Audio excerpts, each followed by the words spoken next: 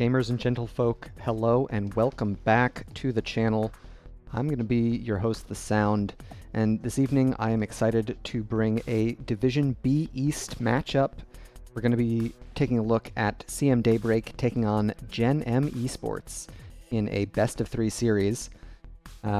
This is, I believe, the first broadcast within my own division, so I've had the pleasure of playing against both of these teams, both very strong teams. And with a decent amount of history, this is the third season for CM Daybreak's roster core, but they've been around for a total of 4 seasons. And on the other side, Gen.M have been around for 8 seasons between Divisions B and Nexus. Of course, they've had lots of roster swaps in that time. And so this is the first meeting of these two longtime teams. Let's take a look at the standings to see where we're at within the division. And we can highlight our teams here. We've got CM Daybreak here in 3rd with Gen.M in 6th place, 25 and 21 points respectively. Let's take a look at our battleground selection to see where we're headed, where we're not. We had Gen.M win the coin flip and opt for map pick, and there were map bans on to Dragonshire and Infernal Shrines for CM Daybreak, and Gen.M opted to ban out Cursed Hollow and Garden of Terror. So Gen.M is taking us to Tomb of the Spider Queen for Game 1. A tight rotational battleground, one that I think Gen.M feels very comfortable on. After having done a little bit of scouting, I know that CM Daybreak definitely prefer the larger maps, so not surprised to see Cursed Hollow and Garden of Terror banned out as a result. I'll be interested to see how the draft shakes up here. Both teams having a fair bit of Johanna priority. But beyond that, they don't have too many shared preferences. Rhaegar is likely to be another contested pick. On the side of Gen.M, we are likely to see TLV and Samuro bans for most of the evening coming out of CM Daybreak. That is all targeted at B Meruho, who is a talented multi-unit offlane player. Gen.M have done well to draw those bans for most of the season. The Dahaka ban might seem surprising on a smaller battleground like Tomb, but it is a huge pick for CM Daybreak. MVP, their offlaner, an extraordinarily strong Dahaka player, and a hero that they emphasize a lot in their draft to take advantage of that. There is the Samuro ban, as predicted. So we'll see what Gen.M look to ban out here. It could be a Johanna ban, now that we've kind of gotten the Dahaka out of the picture. It very well could be a stronger meta choice to go for the Johanna ban. It's going to be Rhaegar instead. Okay, so Rhaegar, a popular pick for CM Daybreak and Gen.M alike. We'll see where the first pick goes. I would expect it to be Johanna, but Yeah, there it is. Johanna first pick. The wave clear that Johanna brings really helps free up your draft, especially on a map that is so wave clear intensive like Tomb of the Spider Queen. So it's a very flexible pick, opening with the Johanna. Not too many punishing matchups for the Crusader. Okay, Gazlo and Tassadar. Tassadar bringing that wave clear for Gen.M. Gazlo likely to be in the off lane. Certainly not the most common pick meta-wise. We are unlikely to see any Hogger representation, just given the hero pools of our two teams. Stukov and Sonya picked up by Rackham and MVP. Stukov, definitely a second favorite for CM Daybreak after the Rhaegar. They only have DPS unpicked, so Gen.M are going to have a tough time picking which heroes to ban out. Although going for something with a little bit of wave clear like the Chromie isn't such a bad choice. I would have guessed a Sylvanas ban, if only because CM Daybreak have played a fair bit of it throughout the season. Gen.M still looking for a tank and a healer here, so CM Daybreak have their options for which hero pool to narrow. Looks like they're gonna get the cow out of the picture. We could see a Garrosh. It is something that they've shown some prowess on. Alright, Anduin and Greymane. Right. So Greymane brings along the execute opportunities with Go for the Throat, if that's what they opt for. Tassadar also bringing some amount of burst damage, and the CC from 3 of Gen.M's picks definitely make it a threatening draft. Last 2 picks here for CM Daybreak. It's going to be Azmodan. Okay. Azmodan Tracer. So hoping to get the Lord of Greed all stacked up with the Johanna comp. Last pick here for Gen.M. A tank for Cawthon. There are lots to choose from. They don't need any more wave clear. I would have thought maybe a May if they had. It's going to be Varian instead. Excellent. Let's take a look at these drafts as we get into Game 1 on not Alterac Pass, but Tomb of the Spider Queen.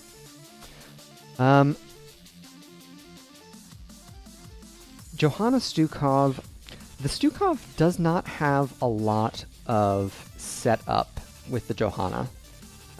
So, though a punishing hero, silences are rough, there isn't a lot of CC to keep them locked into the puddle until level 13 if they opt for Virulent Reaction. On the other side, Varian, Tassadar, Anduin, Gazlo all bringing a fair bit of CC. So, Gen.M likely looking for more of the picks, while CM Daybreak are going to try and avoid them and clear waves. We'll see which team is able to take it here in Game 1. And we can introduce our teams here on the left in blue. We've got CM Daybreak, Rackham playing Stukov, Tempest Jet on Johanna, Aaron playing Tracer, Weenus on Azmodan, and MVP playing Sonya. To the right in red, we've got Gen.M Esports, Cawthon playing Varian, Kobo on Tassadar, Infofox playing Greymane, B Meduo on Gazlo, and Senor Mac of Cheese on Anduin. Getting into the first wave of the game, we can check in on our level 1 talents. Tempest Jet has opted for Laws of Hope at level 1, as opposed to the Double Blind. Definitely not what I'm accustomed to seeing at this level. And Gen.M going to get a little bit of damage on the wave, but they do not yet have a full-fledged tank. Coffin still very weak pre-level 4. We've also got Tracer rounds for Aaron. That's going to make it much harder for Varian to sneak up through those bushes. Already up to 3 stacks on the static charge for Kobo. And it's perfect aim for Greymane. Definitely unaccustomed to seeing the Q at level 1. Infofox already getting onto this bottom camp. I like this rotation from Gen.M. They know that they aren't necessarily strong enough to contest CM Daybreak while Varian is still pre their heroic. So getting Infofox off to take this camp away while they safely clear waves in the top side, an excellent use of their resources.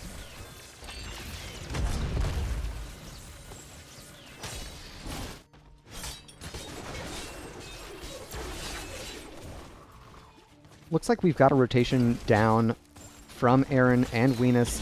B. Meruho might not make it out. Yeah, this is going to be first blood. And there it is, a full 5-hero rotation, and CM Daybreak draw first blood. Of course, I think that's something that Gen.M will weather just fine. They've got the taunt online for Varian. They lost some gems there, but not too many. And experience is pretty much even, a little bit advantage to Gen.M, in fact, thanks to their additional mercenary camps and a little bit of extra wave XP, if I had to guess.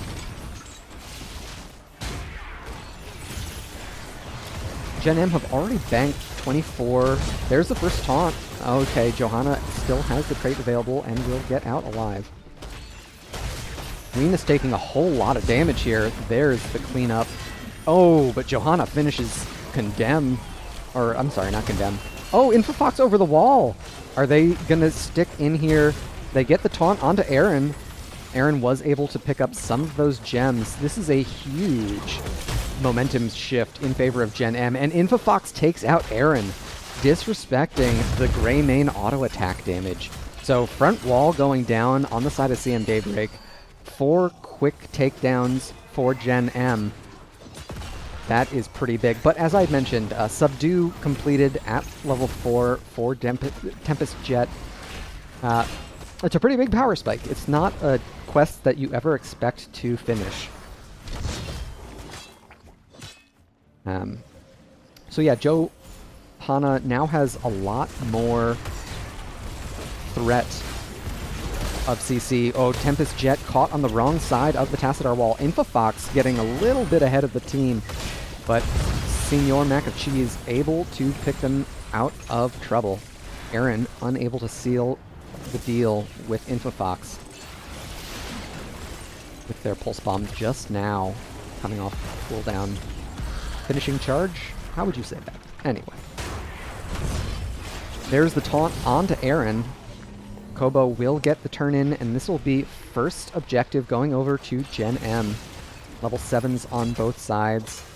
Infofox continuing with the Q build, going for Incendiary Elixir, looking to increase the splash damage.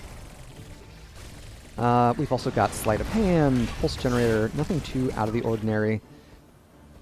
Rackham opting for the Lurking Arm build at 1 and 7 with Low Blow and Growing Infestation. Tempest Jet will take the taunt. Infofox looking for Rackham there. Venus and Rackham both taking a lot of damage from the Web Weaver here. And so a 4-hero commitment to the top lane will get this wall down very quickly. Aaron working to clear up that Web Weaver in mid. Infofox going in onto Tempest Jet yet again, but in the end they're able to escape to safety. So first objective typically you don't expect to see a structure go down. Kobo likely to fall here. It's Fox, in fact, who is in trouble, but both managed to make it out alive. Senor Mac of Cheese, will they get the heal? Fox unable to sidestep the globe. Weenus chasing them down. And they are also able to protect the top fort. BMed and MVP both doing a great job wailing away on one another. Senor Mac of Cheese makes the rotation for another heal. So neck and neck towards our heroic talents, just a little bit ahead for Gen.M thanks to those takedowns. But both teams unlocking the heroics about the same time. We've got Massive Shove, Blessed Shield, I never know the Tracer ones, Pulse Rounds, Tide of Sin for Asmodan, and Leap for Sonya. On the other side for Gen.M, we've got Black Hole, Go for the Throat, Gravo Bomb, Light Bomb, and Warbringer for Varian. So more charges more often. You can also charge to friendly targets.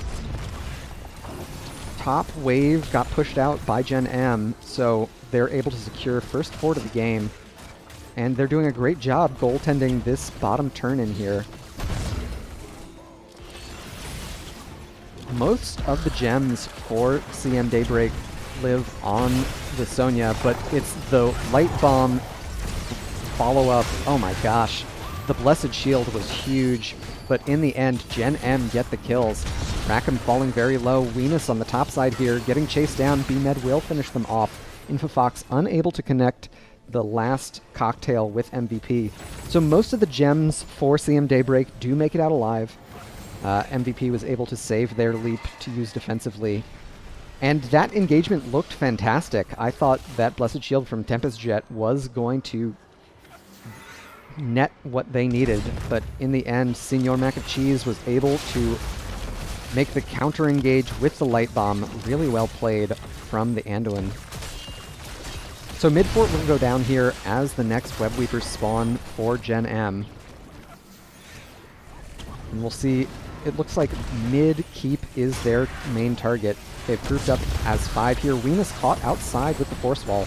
Kobo doing an excellent job to continue threatening CM Daybreak with all that CC. A massive shove gets Coffin on the Varian all the way back to their own mid-fort. Rackham falling very low here. Fox eats the Pulse Bomb, and it looks like a stun from MVP, but another Light Bomb counter engage, so it's Johanna to fall first. And that's 23 gems lost for CM Daybreak. MVP, the piggy bank of CM Daybreak. So I think at this point, they are no longer able to secure an objective. So mid-keep wall goes down, bot fort goes down. It looks like top keep wall will be mostly unscathed. It's really the economy of CM Daybreak that took the biggest hit there. Yeah, MVP getting the leap in. Once again, looked like an excellent engagement, but Senor Mac of Cheese has been doing a fantastic job getting the counter engages with those Light Bombs, turning around all of CM Daybreak's best efforts.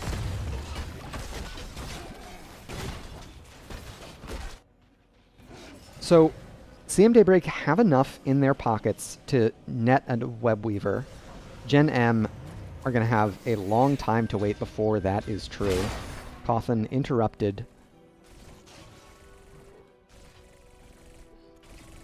And Gen.M have done a great job getting their Bruiser Camp out to match CM Daybreak's. There's the taunt onto Tempest Jet, caught behind the Force Wall. They use the Unstoppable to escape, but of course that was immediately cleaned up by Shattering Throw from Coffin. There's the Blessed Shield onto 2. Kobo able to Shadow Walk out. Senor Mac of Cheese the target, but they once again live. Fox in onto MVP. Coffin cleans up the Johanna. Infa now below 100 HP. Aaron cleans up the kill. Do they have one more? Oh, Kobo able to get him with the Tickle Beam. All right, Gen.M continues to apply pressure here, and once again, they've taken out the piggy bank of CM Daybreak.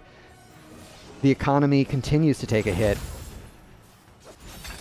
and they're going to have to kind of collect themselves here, figure out how to clean up these engagements. The Blessed Shields are doing a fantastic job finding their target, but there isn't enough damage going on to the CC, unfortunately. And that's a little bit of the trouble that CM Daybreak's composition can run into without follow-up CC after the Blessed Shield expires.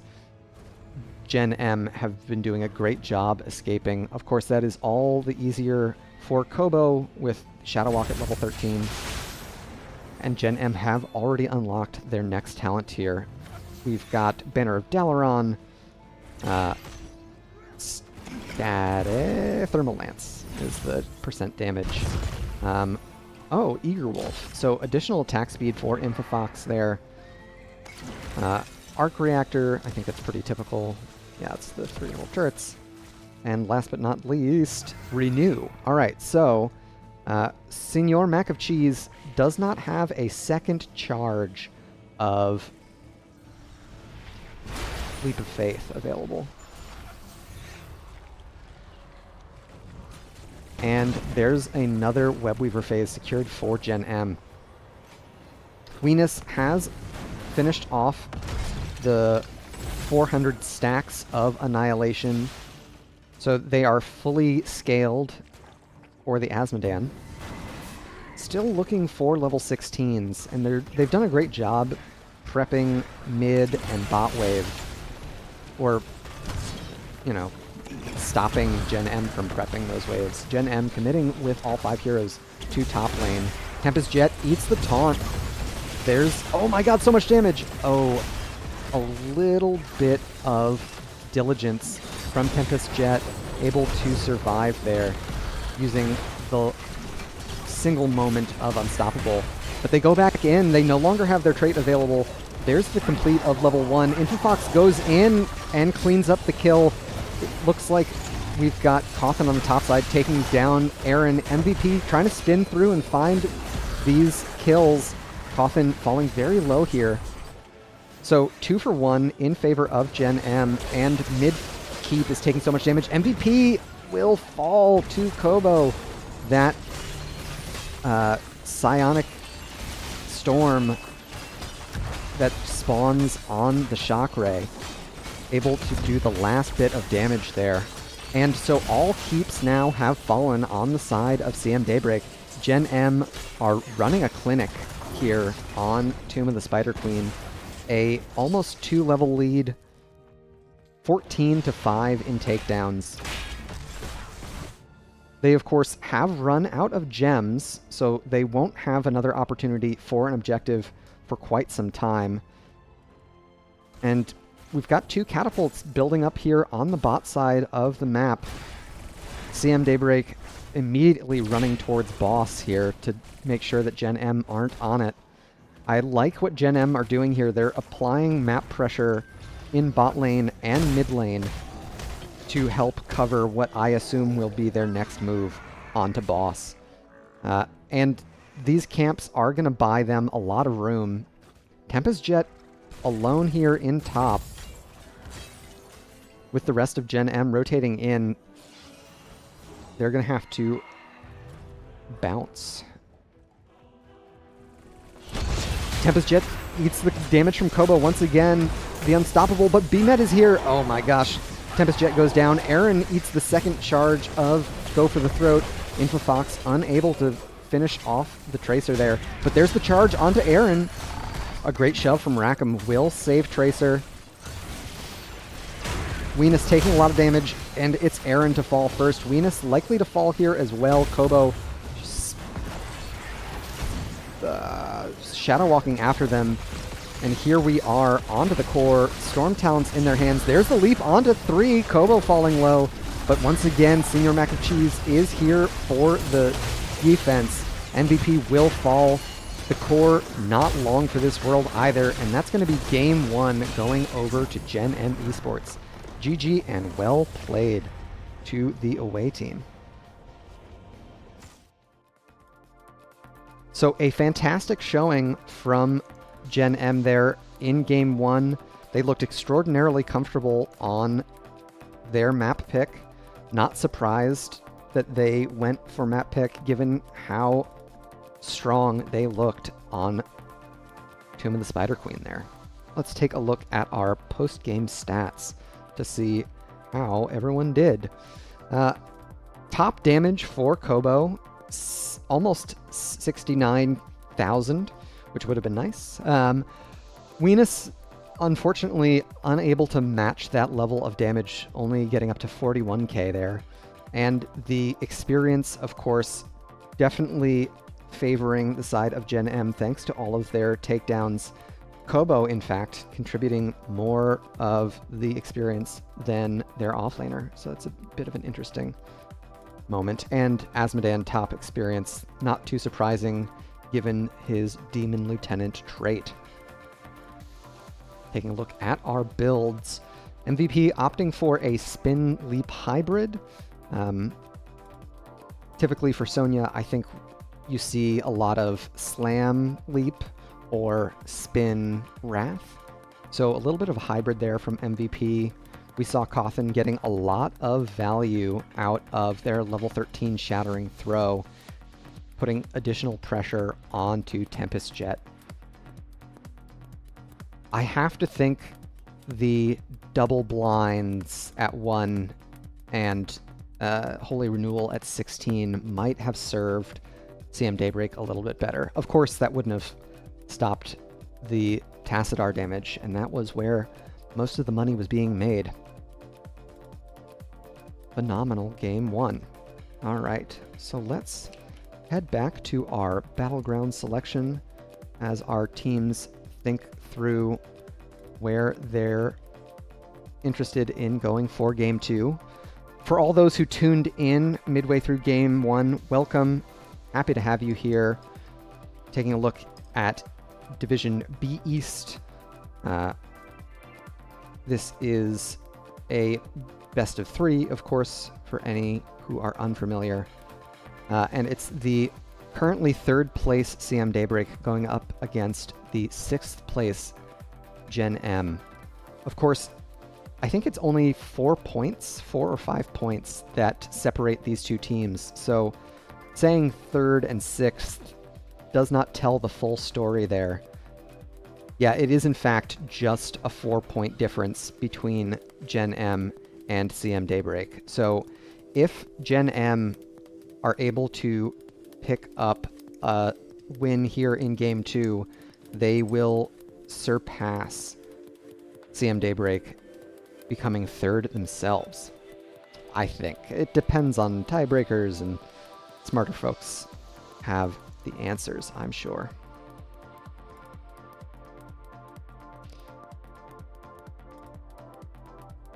And it looks like we've got the next map selection.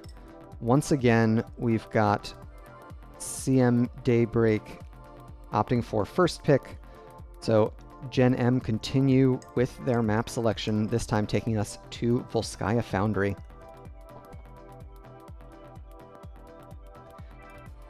This is a battleground where Gen.M's comp from game 1 would work very well again. Varian able to hold the point and put a lot of threat to anyone who has to step on. So I'll be interested to see if CM Daybreak look to change up their bans, or if they're gonna hold steady with the TLV and Samuro bans here. Of course, both heroes quite strong on this battleground as well, so it is a bit of a rock and a hard place for CM Daybreak draft-wise. And I'll also say that Gen.M's draft flexibility has seemed to be one of their strengths thus far this season. They've played a total of 32 heroes in their previous matches, 13 of which were only for a single game. So they've got a lot of flexibility. That is also at least partially due to the fact that they have been swapping their players around a fair bit this season. Coffin, Kobo, and BMed have been kind of the stable core of Gen.M, with the rest of their roster subbing in and out.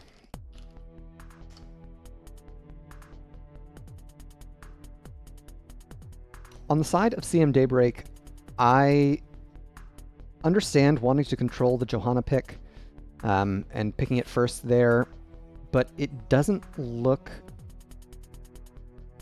like it was the most comfortable.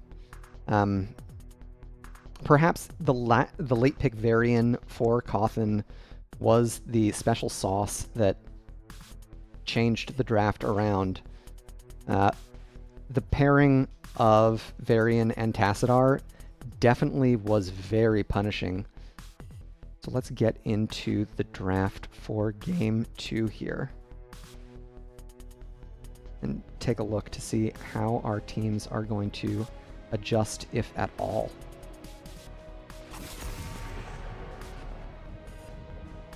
Keep it as is, CM Daybreak. Say aloud. We do not want to see TLV. Understandable. It's not a fun hero to end up having to go against. It just completely warps the way that the game is played. Gen.M continuing with the Dahaka ban on perhaps Dahaka's worst map. So they definitely don't want MVP to get the Apex Predator.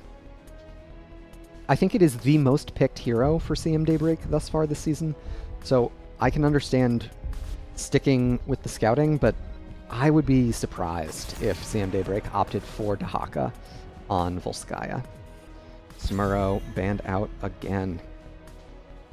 So Gazlo's still available. There's the Rhaegar ban. So both teams happy to keep the bans the same here in the first half of the draft.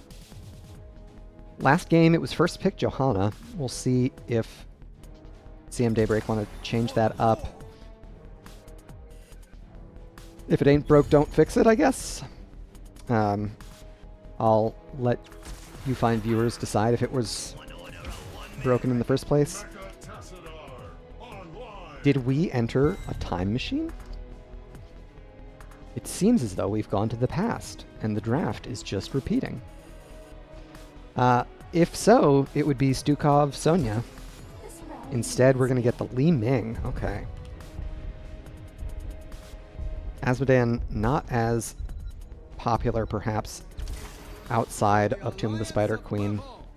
And there's the Anduin pick. All right, so CM Daybreak changing it up.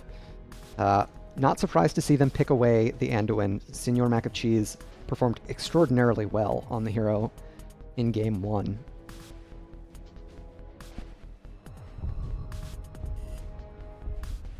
So we could see another offlane ban here from Gen.M, opting instead for a Greymane ban.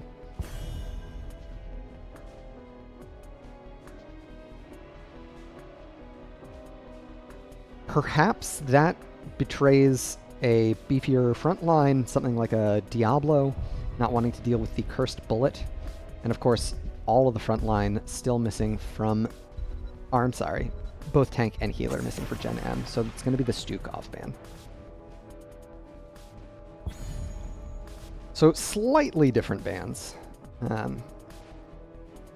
in our second half here. Gen.M need a healer and a tank, and they also have one more flex pick. It really could go any way. Gazlo and Tassadar are very flexible. Okay, Tyrande. Interesting. Yeah, paired with the Varian naturally. So they are going to continue looking for those picks. A Varian taunt into a Tyrande's Hunter Mark and Lunar Flare. Definitely does a lot to secure those kills. Throw a Tassadar wall behind that, and you've got yourself a tricky combo. Aaron gonna stick with the Tracer here. Perhaps the Li Ming will be a better partner for securing those kills, and MVP locks up the Leoric. So last pick here for Infofox. It was Greymane last game, so of course we won't see a reprisal. They could use perhaps a little bit more pressure for the front line. We could see a Tychus, perhaps.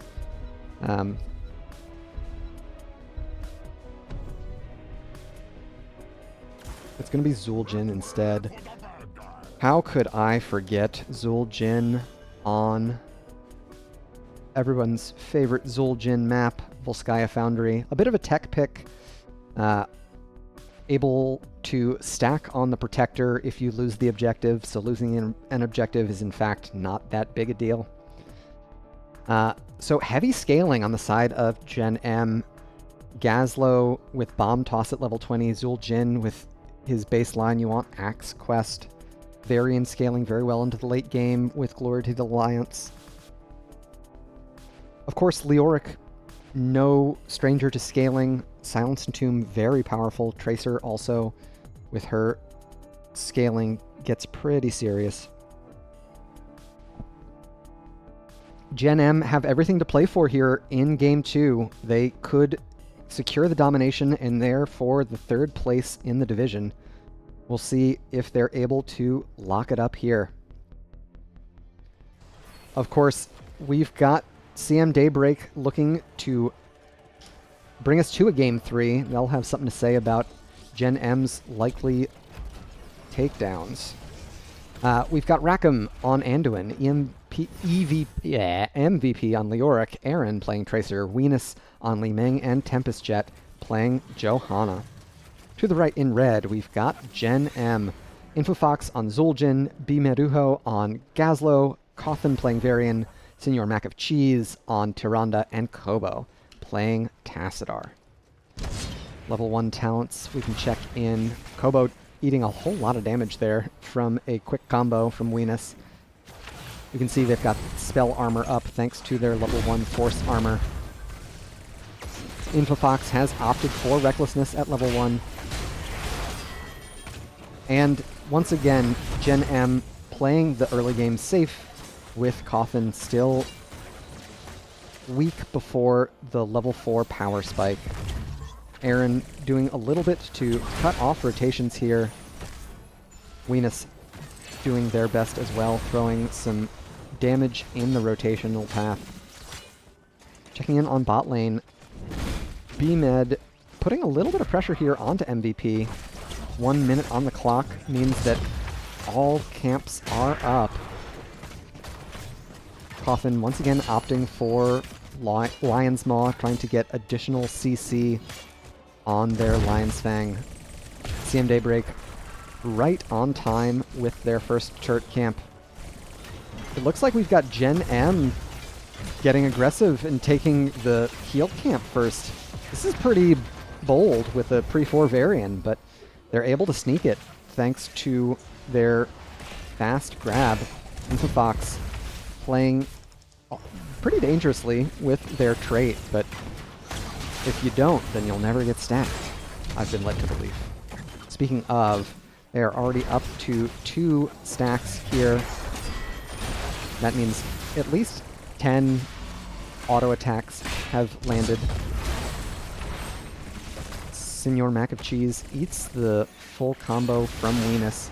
Level 4 just around the corner for Gen.M, and that will unlock Taunt. This was a huge turning point for Gen.M last game.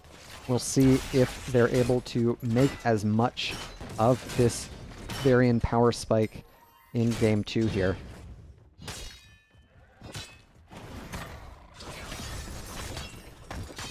Neil Peasants at 4 for MVP. A bit of a surprise, not one that I'm accustomed to seeing on Volskaya. The cooldown reduction and additional damage to mercenaries could make for a easier clear on the turrets on point. Gazlo continues to give him the clamps. In top, CM Daybreak get their siege camp out early, which is giving Kobo a lot of room to clear it. Of course, it means that Gen.M are a little bit tardy to this first objective, but once again, they don't mind losing this objective with a... excuse me, with a Zul'jin on their side. Getting the objective would be swell. Losing the objective would be fine for them as well. And I like what CM Daybreak are doing, controlling the lane vision here.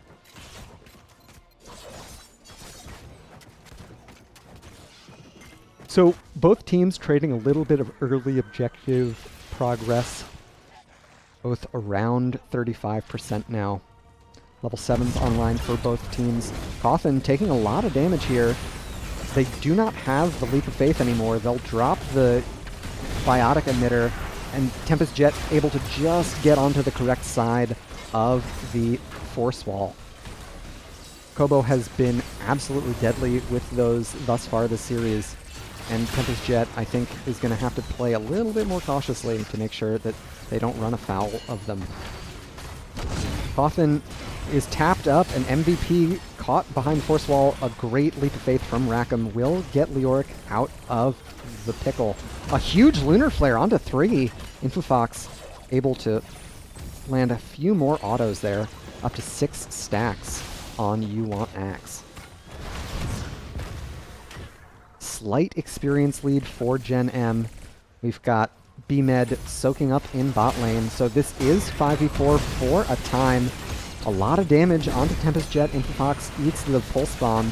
MVP and Tempest Jet doing a fair bit to ward Gen.M off, but oh my gosh, so much damage from Kobo on the top side. Infofox takes out Aaron, and so that'll be first objective going over to Gen.M.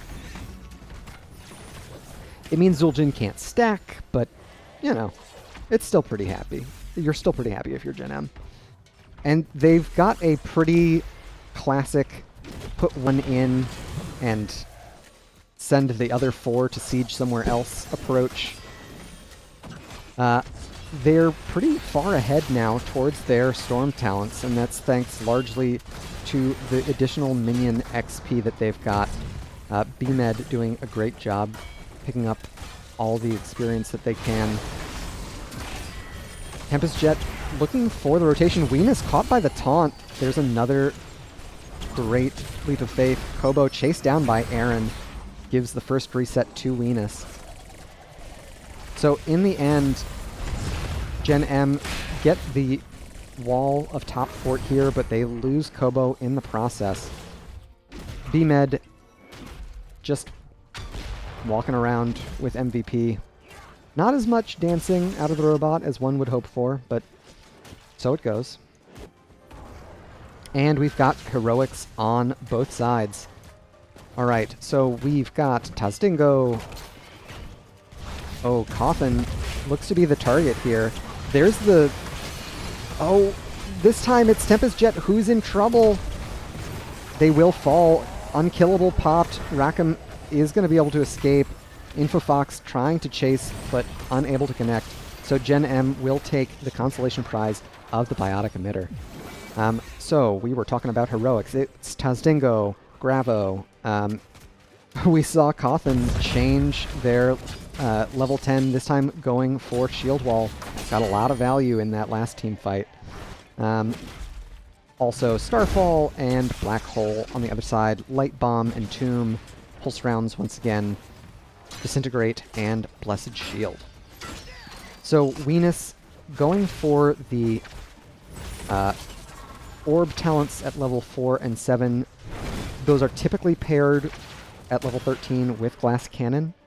So we'll see if they stick on that build path.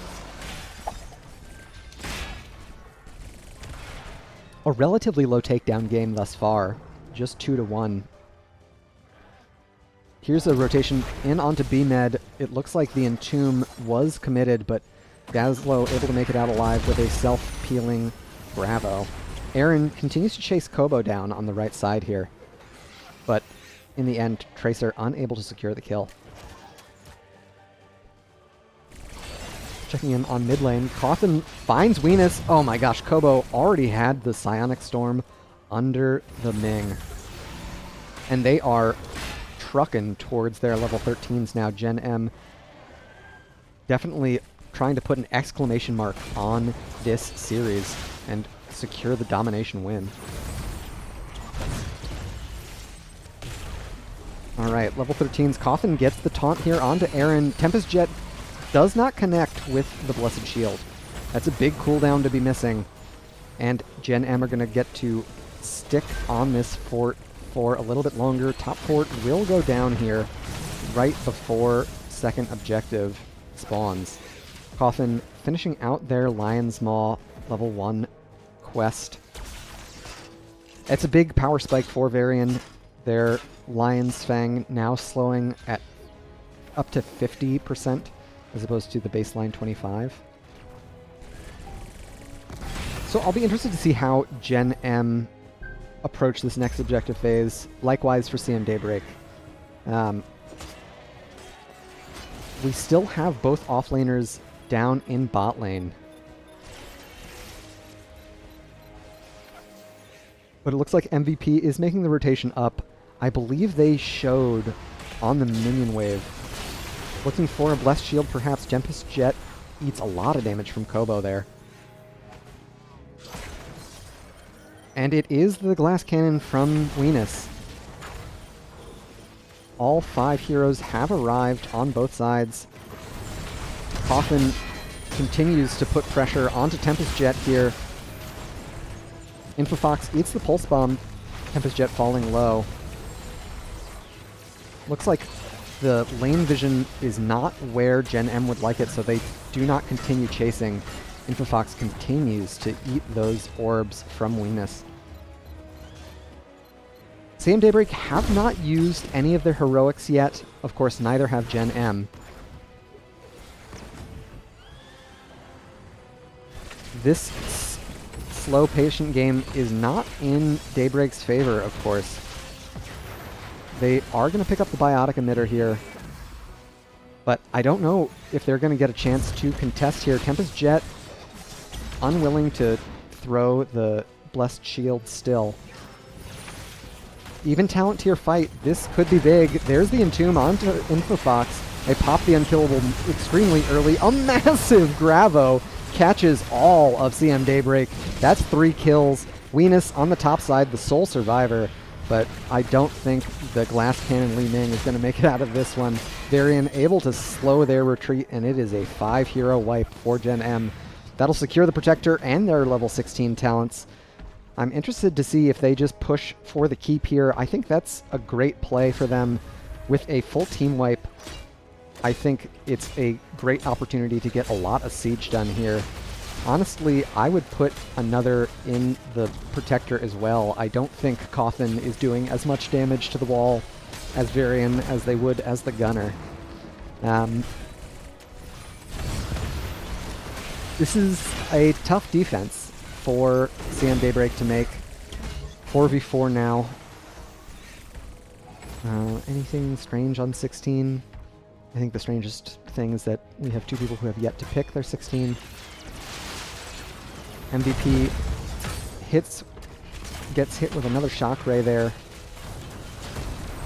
Tempest Jet does have the Blessed Shield available to them. Excellent discipline from Tempest Jet to not use the Iron Skin for the charge slow from Coffin. Siege continues here on mid-fort. The Protector expires here in the next 3 seconds. A glove won't connect. Infofox gets one more set of revolving axes? They're all called axes. I don't know which axes are which, to be honest. And CM Daybreak have weathered the storm. They lost mid-fort, but they were able to survive the talent tier deficit without another takedown given up. So level 16's now online for them. We've got MVP looking to scale up with their Mithril Mace at level 16. Increased attack damage is the reward there. So that will cap off the auto attack build for Leoric. Level 7 opting for Willing Vessel. Bit of a surprise. Alright, so Gen.M nowhere to be found, which means that CM Daybreak are going to get busy here, shelling away on the bot fort wall. They see B-Med up top, so they're happy to take this 5v4. They commit the turret to it as well. They get about half the fort here. A little bit of passive play from Daybreak. Would love to see Tempest Jet just rip the Blessed Shield in those moments. As mentioned, they're slow walking this. I don't think is in their favor at this point. They are trailing about a level and a half, maybe a level and a quarter towards the Storm Talent tier. And now they've all shown on the top side, so Gen.M is going to give them a taste of their own medicine. Unfortunately, I think their superior auto attack power in the form of Infofox is going to secure this fort. So all the outer structures for CM Daybreak are down.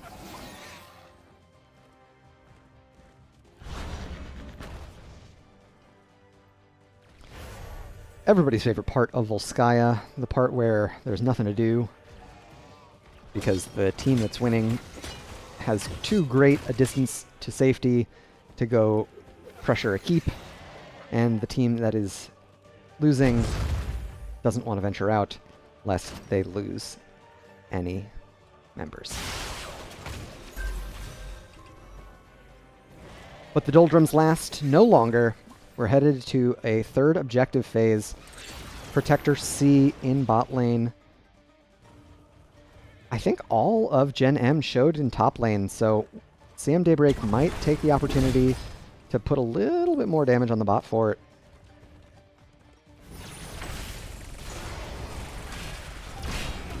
Yeah, I like this play from Gen.M. They're willing to give their bottom fort if it means that they can get a Storm Talent advantage fight here in a bit. They're just around the corner from it. They're doing a great job checking the vision here to make sure that they're safe to take their turret camp. CM Daybreak are going to get a little bit of objective progress here, but immediately Hearth back to deal with top lane, soak in mid, pick up their turret camp as well. Oh, there's the force wall from Kobo. Aaron able to get the triple blink out. That was thanks to the level 20 from Kobo. Force barrier. So a massive cooldown reduction for Tacitar's force wall now. We've also got Imani Resilience, Bomb Toss, Glory to the Alliance, and Celestial Wrath is the Starfall upgrade. CM Daybreak playing this deficit very well, I believe, not wanting to contest Gen.M while they're so powerful, looking for all the safe experience they can find. Oh, there's a great unstoppable from MVP. Tempest Jet able to get the unkillable. There's the follow-up. Infofox already used their Tazdingo, so they will fall. Great cleanup for CM Daybreak here. Of course, they committed a lot of heroics onto that. Tempest Jet falling very low. They're going to have to drop the biotic emitter, but fall nonetheless. Rackham unable to save Johanna from their father.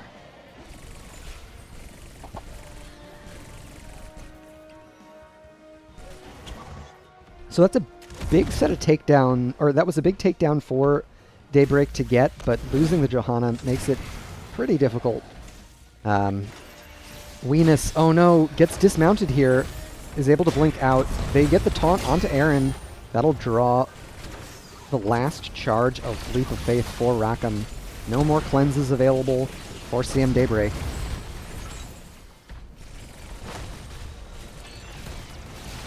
You know, with the stagger on the Johanna takedown, I think Infofox might be able to make it here for a full 5v5. We've got Storm talents on both sides here. Buried Alive, Varian's Legacy. Gets stuffed for Tracer, Talrush's Elements, and Blinded by the Light for Tempest Jet. Last 30 seconds or so here for the Protector. They were able to take out some of bot keep wall. Coffin baited in here a bit by Aaron's Blink.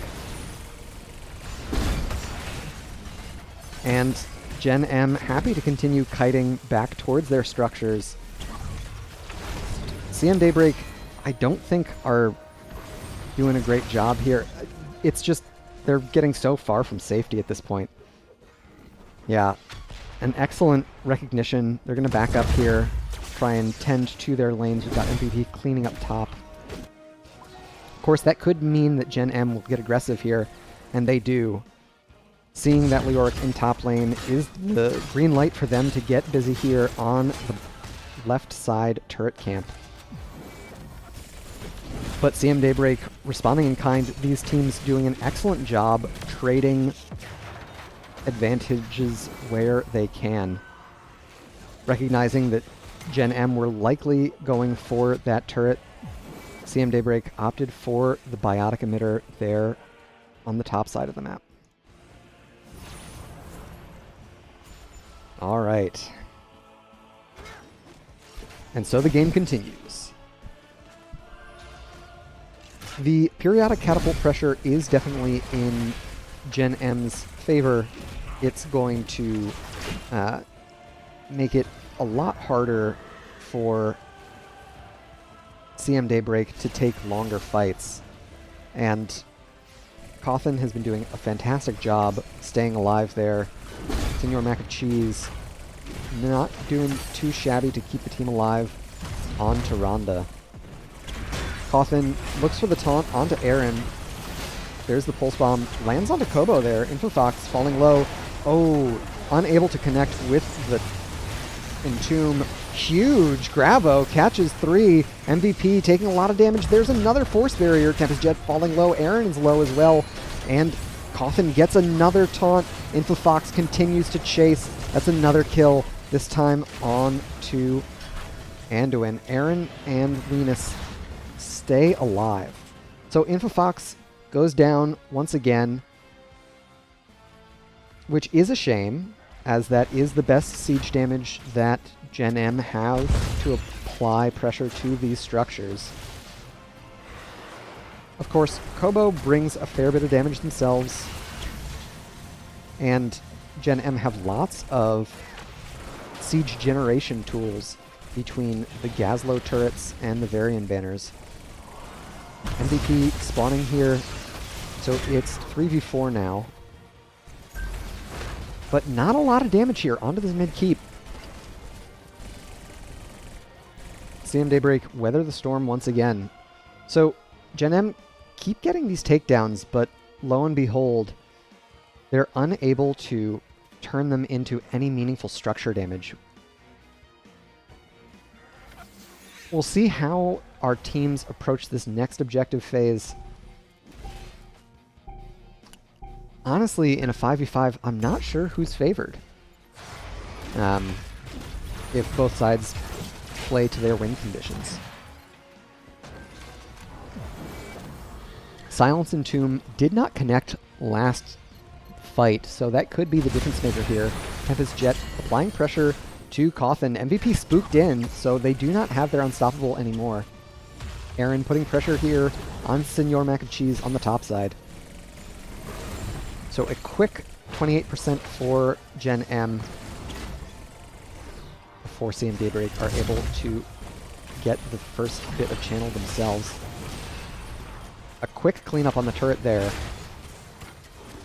And I like what Gen.M are doing here. They're controlling the lane vision. Venus falling very low here. Eye of Zul Jin means Infofox is going to chase him down. Aaron falling low now. Infofox still connected with the auto attacks. The Silence Entomb does not net any kills. MVP is next. Tempest Jet falls. Rackham still alive, but not for much longer, I would think. Even if they do survive, it's not going to mean a whole lot. I don't think we're going to see a 1v5 from the boy Prince of Stormwind. And Infofox still has Imani Resilience available, the unkillable. So this is going to be it here for game 2. Gen.M able to take it in a domination. GG and well played to them. They're able to get up over CM Daybreak, becoming the 3rd ranked team here in Division B East. Well played to them. All right, so 2 map picks, 2 wins. Gen.M came prepared with a strategy and executed extraordinarily well. Some excellent support play in both games from Senor Mac of Cheese, I think. But also some really punishing tank play from Coffin. Playing Varian both games 1 and 2. We can take a look at our post-game stats. Venus able to rack up a lot of damage, but unfortunately not much of it leading to a takedown. On the other side, Infofox almost toe-to-toe damage-wise, but of course the takedowns tell the story there. We can take a look at our talents as well as I get us set for an interview here.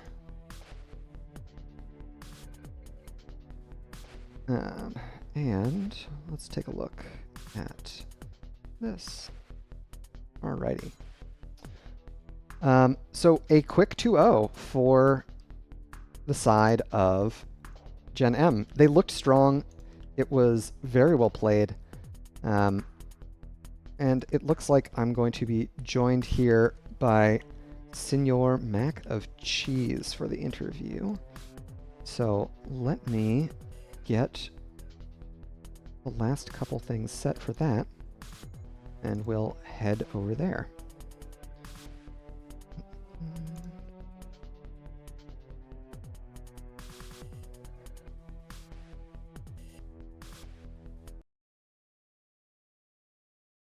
Hello. GG, well played.